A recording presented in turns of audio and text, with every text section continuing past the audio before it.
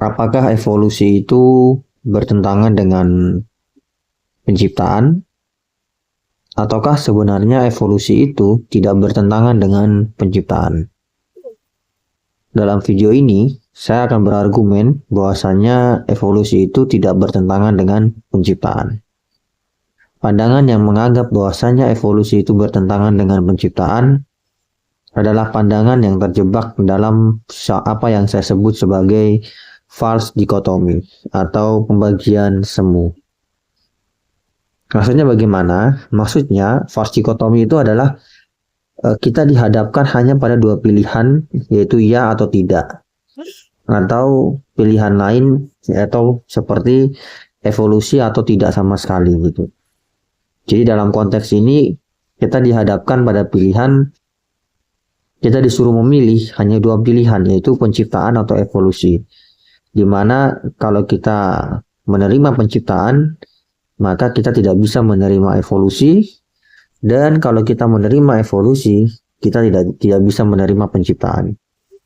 Nah, tidak harus seperti itu teman-teman, karena sejatinya evolusi dan penciptaan dapat didamaikan.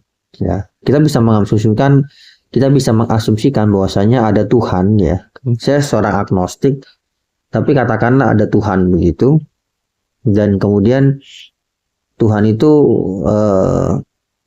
menciptakan alam semesta dan segala sesuatu yang ada di dalamnya, termasuk dia menciptakan keanekaragaman hayati, termasuk manusia di dalamnya, melalui evolusi yang bertahap.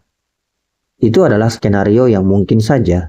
Jadi Tuhan menggunakan evolusi untuk menciptakan keanekaragaman yang hayati, keanekaragaman hayati yang ada saat ini, termasuk menciptakan manusia gitu. Ya itu bisa saja gitu kan. Kenapa nggak bisa? Kenapa itu menjadi hal yang mustahil gitu? Jadi dari sudut pandang itu, evolusi sejatinya tidak bertentangan dengan penciptaan. Ya. Pandangan bahwa evolusi bertentangan dengan penciptaan secara ansih sebenarnya adalah suatu false dichotomy, suatu kekeliruan berpikir ya, yang menganggap bahwasanya hanya ada dua kemungkinan, kalau nggak evolusi ya penciptaan gitu. Kita nggak bisa mendamaikan keduanya. Padahal sebenarnya nggak harus seperti itu. Bahkan kalaupun Tuhan itu ada, sekali lagi saya seorang agnostik, tapi asumsikanlah Tuhan itu ada, ya tidak mustahil bagi Tuhan menciptakan keanekaragaman hayati yang ada saat ini, termasuk manusia, melalui evolusi yang bertahap. Jadi ya sebenarnya evolusi dan penciptaan itu tidak bertentangan secara ansih.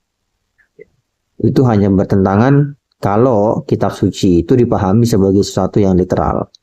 Masalahnya adalah apakah kitab suci itu harus dipahami sebagai sesuatu yang literal atau tidak. Kalau kita hanya sekedar ngomong Tuhan, ya keberadaan Tuhan tidak bertentangan dengan evolusi, dan keberadaan penciptaan juga tidak bertentangan dengan evolusi sama sekali. Demikian teman-teman.